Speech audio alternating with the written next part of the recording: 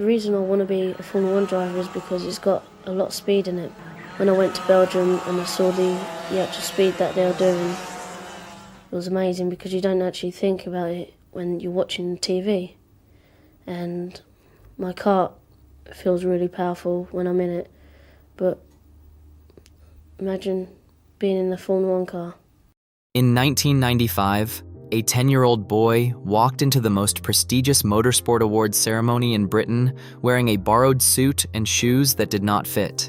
He found the most powerful man in Formula 1, introduced himself, and told him he was going to be world champion in his car one day. 30 years later, Lewis Hamilton holds every meaningful record in the history of that sport.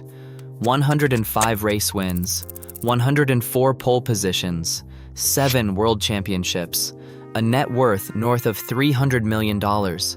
But none of those numbers tell you what it actually cost to get there. This is what happened underneath it.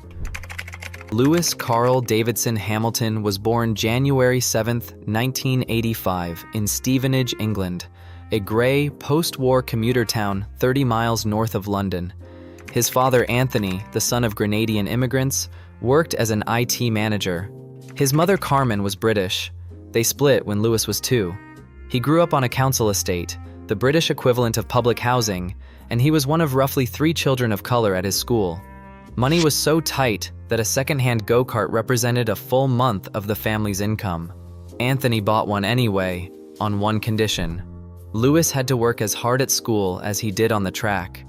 That deal, performance in exchange for opportunity, became the operating system of Hamilton's entire life. The kart arrived when Lewis was around 6. By 8, he was racing competitively at Rye House Circuit. By 10, he had won the British Cadet Karting Championship, the youngest driver ever to do so. That same year, he walked up to Ron Dennis, the head of McLaren, at the Autosport Awards, and delivered his pitch. Dennis signed the boy's autograph book with a note saying, "Phone me in 9 years, we'll sort something out." He called 3 years later. In 1998, at 13 years old, Hamilton became the youngest driver ever signed to an F1 team's development program. McLaren would cover the costs. The financial stranglehold on the Hamilton household loosened for the first time, but the other kind of pressure was just getting started. From the age of 6, Hamilton endured relentless racist abuse. Classmates threw bananas at him. Teachers told him he would never amount to anything. At the karting circuit, he and his father were told they didn't belong, were laughed at, and were denied sponsorships that went easily to white competitors. Lewis later described school as the most traumatizing period of his life. He learned karate to defend himself and boxing to channel the pain. He suppressed his emotions entirely, refusing to cry in front of his father because he didn't want to appear weak. Meanwhile, Anthony was holding the whole thing together by force of will. He worked up to 4 jobs at once, doing information technology, contracting, selling double glazing, dishwashing, and putting up signs for estate agents, and he remortgaged the family home multiple times. Every penny went into the kart, the travel, the entry fees. Hamilton has said his father never bought new clothes for himself during those years. The hidden cost ran deeper than money. In 2024, at age 39, Lewis publicly revealed he had been living with depression since the age of 13. The bullying, the pressure, the isolation of being the only one who looked like him in every room he entered, all of it compounded silently for years. He told no one. He had no one to tell. Between 2002 and 2006, Hamilton tore through every junior racing category McLaren placed him in. He won the Formula Renault Championship in 2003 with 10 victories from 15 races. He dominated Formula 3 in 2005 with 15 wins from 20 rounds. And in 2006, he won the GP2 Championship in his rookie year, a feat that all but guaranteed a Formula 1 seat. The call came on September 30th, 2006. McLaren confirmed Lewis Hamilton would race in Formula 1 the following season, partnered with 2-time defending world champion Fernando Alonso. Most people expected the 22-year-old to play a supporting role. At the first race in Melbourne, Hamilton swept around the outside of Alonso at the opening corner and finished on the podium. He went on to finish on the podium in each of his first 9 consecutive races, a record that still stands. He won 4 races that season and lost the championship by a single point in a 3-way battle decided on the final day. The skeptics went quiet.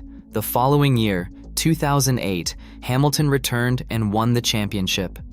At the Brazilian Grand Prix, Felipe Massa crossed the finish line first and believed he was world champion for roughly 30 seconds. Then, on the final lap, Hamilton passed Timo Glock's rain-slowed Toyota at the last possible corner, moved into 5th place, and clinched the title by 1 point. At 23, he became the youngest Formula One world champion in history. The boy in the borrowed suit now had his name etched into the sport permanently. What followed was not a smooth ascent. Hamilton's McLaren years from 2009 to 2012 were turbulent. The 2009 season opened with the League scandal, where Hamilton and a team official lied to race stewards and were publicly exposed. He called it the toughest moment of his career. In 2010, he fired his father as his manager, a decision that fractured their relationship for years. His 2011 season was the worst of his career at that point, with 5 penalties, multiple collisions, and the first time a teammate outscored him. Then came the gamble that changed everything. In 2013, Hamilton left McLaren for Mercedes, a team that had finished 5th the previous year. The paddock called it a step backward. Niki Lauda, the Mercedes chairman, had talked Hamilton into it during a late-night hotel room conversation. Ross Brawn, the team principal, laid out a long-term technical plan during a meeting at his mother's kitchen table. Hamilton trusted them. The bet paid off beyond anything anyone predicted. New turbo hybrid regulations arrived in 2014, and Mercedes had built the fastest car on the grid by a wide margin. Hamilton won his 2nd championship that year, then his 3rd in 2015, then a 4th in 2017, a 5th in 2018, and a 7th in 2020, tying Michael Schumacher's all-time record. Along the way, he surpassed Schumacher's records for race wins and pole positions. He became, by every statistical measure, the most successful driver in the history of Formula One. But the numbers only tell half the story. Off the track, Hamilton transformed himself into something Formula One had never seen. He became a fixture at the Met Gala. He launched a clothing line with Tommy Hilfiger and later his own brand, Plus 44. He went vegan in 2017 and co-founded a plant-based burger chain. Following the murder of George Floyd in 2020, he became the sport's most vocal advocate for racial justice, establishing the Hamilton Commission, which found that less than 1% of Formula One employees came from black backgrounds. He founded Mission 44, a charitable foundation focused on diversity and education, and pledged over $25 million of his own money. He co-produced a Brad Pitt Formula One film that earned 4 Oscar nominations. He joined the ownership group of the Denver Broncos. He was knighted by Prince Charles. The kid from the council estate had become one of the most recognizable athletes on the planet. Then came Abu Dhabi, 2021. Hamilton and Max Verstappen entered the final race tied on points. Hamilton led most of the race. On the penultimate lap, a safety car was deployed. Race director Michael Masi made 2 decisions that violated the sport's own regulations. He allowed only the cars between Hamilton and Verstappen to unlap themselves, and he restarted the race 1 lap early. Verstappen, on fresh tires, passed Hamilton on the final lap and won the championship. The FIA later confirmed human error. The results stood. Hamilton disappeared from public life for nearly 2 months, and he seriously considered retirement. He came back. In February 2024, Ferrari announced they had signed Lewis Hamilton, a move that sent shockwaves through the sport. His final Mercedes season included a victory at the British Grand Prix that ended a 945-day winless drought, plus a win in Belgium that brought his career total to 105. He cried on the podium at Silverstone. He performed donuts in his car after his last Mercedes race in Abu Dhabi. 12 years, 6 championships, 84 wins. The most successful driver-team partnership in Formula One history finished. His first Ferrari season in 2025 was brutal. Hamilton called it the worst of his career.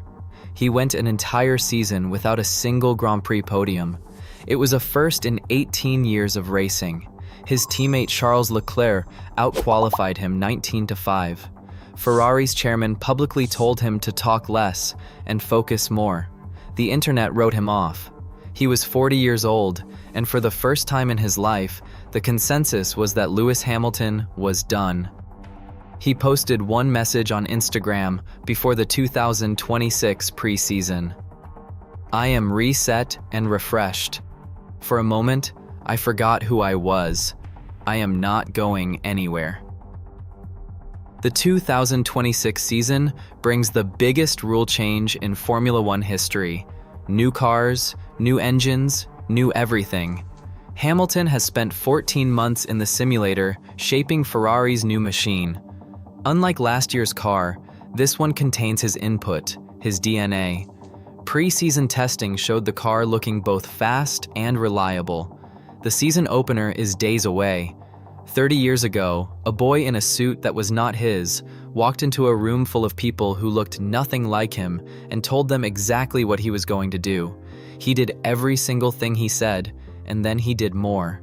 The story of Lewis Hamilton is not about talent. It is about what happens when someone who was never supposed to be in the room refuses to leave it.